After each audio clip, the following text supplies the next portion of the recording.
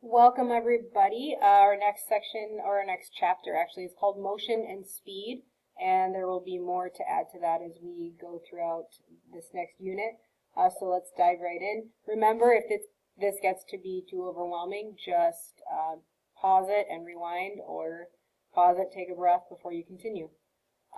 So what we're going to talk about is how do you know that somebody moved, or how do you know that motion has occurred? So taking a look at this picture, you can see this person, what appears to be that they are jumping, but how do you know? And the answer is that we as humans, we are comparing what we see to a reference point. And in this case, it could be the feet on the workout mat or whatever that is. It could also be the relationship of her body or her legs to that blue fence in the background. So we can tell that an object has moved. It doesn't have to be a person, of course, based on how it changes its position compared to something in the background. And that background point or thing is called the reference point or frame of reference. So that's just a distinction for you there. This slide, go ahead and pause me and copy all this down. But motion, I just discussed, is when an object changes position over time compared to a reference point. And then the next step in that whole idea is speed. And we kind of talked about this last week. Speed is the rate at which an object moves. So if you talk about, for example, driving to Anchorage, it may take you a certain amount of time, and you can figure out the amount of miles it is to Anchorage. If you divided it all out, you might find that you only traveled about 45 miles per hour, but you know for sure that your parents were going faster than that. Well, why would the average speed be less than the speed limit? Because you know at some points between here and Anchorage, the speed limit is it's 55 at certain points. It's 35 in Cooper's Landing. So the reason the overall speed, the average speed from here to Anchorage would be less than the speed limit would be because you have to slow down and actually stop at certain points, right? That would add some time to your overall traveling adventure, and so overall it would reduce the speed the average speed. That's why I have a little star there. But the basic equation for speed is simply distance divided by time, and your units will be whatever you use to measure. So if you're using miles and hours, then definitely your speed will be miles per hour. In class, we used meters to make our little racetracks, and then we timed each other in seconds, so our speed was meters per second. When we rearrange this equation to solve for distance, okay, you'll need this in the future, distance is equal to speed times time, okay? And then lastly, time is equal to distance divided by speed. And I can go through the algebra that gives you all those equations if you like.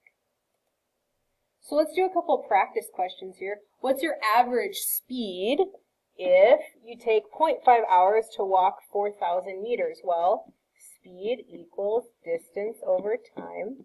So what was my distance? Okay, 4,000 meters. Divided by 0.5 hours. Okay, and you are definitely welcome to use a calculator here. But 4,000 divided by 0.5 is the same as taking 4,000 times 2. So it's actually going to be 8,000 miles per hour. Sorry, meters, not miles. Meters per hour. That would be your average speed. So, next, how far, these are just practice, how far did you travel? They're asking for distance. So going back to, I wonder if that'll let me, it won't let me touch the screen. So distance, we're going to bring back this equation. Distance is equal to speed times time. So distance is equal to speed times the time. So we get, all right, if you went 55 miles per hour for 2 hours, so the speed is 55 miles per hour times 2 hours equals, what's 55 times 2? Well, I think that's 110 10, and what did they ask for? How far? They asked for a distance. So if this is in miles per hour, then this has to be also in miles. Okay. Lastly, if the average speed of a car is 110 kilometers per hour, how long will it take the car to travel 715 kilometers? So again, using my resources, going back here, time is equal to distance divided by speed. So time is equal to distance divided by speed. If the average speed of a car, okay, so I'm plugging in my numbers here. How long will it take the car to travel 715 kilometers divided by the speed, 110 kilometers per hour? And I'm going to get a calculator here. And we get, go ahead, punch that in, 715 divided by 110 gives me 6.5, how long? What's the unit? Kilometers go away. Oops, that should say hour. So 6.5 hours. Okay, all right. Okay, moving on. Oh no, we're going to have to erase all that. So our next topic is the idea of velocity. So velocity and speed are very, very, very, very similar. In fact, the only difference between velocity and speed is that velocity has a direction. Okay, so if you say I traveled 40 miles per hour, that's speed. But if you say I traveled 40 miles per hour north, you now have a velocity. So velocity is simply the speed of an object in a certain direction. Your velocity changes if your speed or your direction change. So if you continue going, for example, if you're going 30 meters per second north and you suddenly slow down to 10 meters per second north, only your speed changed, but because speed is part of velocity, your velocity also changed. If you're traveling, let's say 45 miles per hour west, and the road takes a curve and you start to curve and go north, okay, but you're still going at a constant 45 miles per hour, but now you're going north instead of west, your direction changed, so your velocity changed. And I want to point out the direction here, oops, it doesn't have to be north, south, east, west. It could also be left or right or up or down, something like that, okay? Now, why in the world is velocity important? Well, this is my favorite example in the world. If you're watching the news and they tell, like I grew up in the Midwest and we had a lot of tornadoes, and they tell you there's a tornado coming, and let's say it is west of your house, and they say it is traveling at 30 miles per hour east, and I know that that tornado, my house is east of the tornado, okay, that's a bad thing.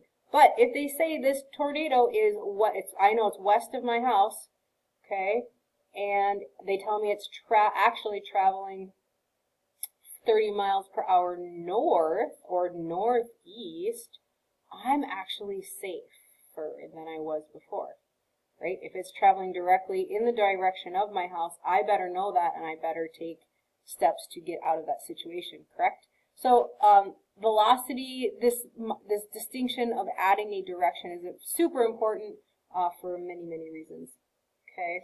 And here's just a picture. Speed is simply how fast you're going, okay, 20 meters per second, but velocity is speed in a given direction, and this impacts our airplanes, this impacts travel, and so it is definitely something that scientists have to take into account. If you click on this is a live link, it'll take you to an online textbook and you can read more there, okay? And we're actually, let's see, there's one more topic, it's acceleration. So this is the rate at which velocity changes. So if your speed or direction change, you accelerated. We tend to, in layman's terms in everyday life, if you say the car accelerated, generally we think that that means the person sped up. But actually, if you speed up, slow down, or you turn, those are all types of acceleration. When people slow down, we tend to say they decelerated. Okay, that's the term we use in everyday life, especially when we're talking about driving. But in the science world, we've talked about how there are terms we use sometimes in both everyday life, but also in the science world. This is one of those things. Speeding up, slowing down, and turning are all forms of acceleration. Okay, and then this is fun. Centripetal acceleration is acceleration that occurs in a circular motion.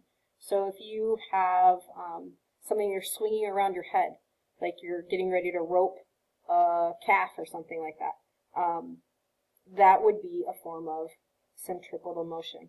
Again, clicking this link right here will take you to an online textbook where you can read more about that. All right, that's it for this video. Keep an eye out for the other items this week.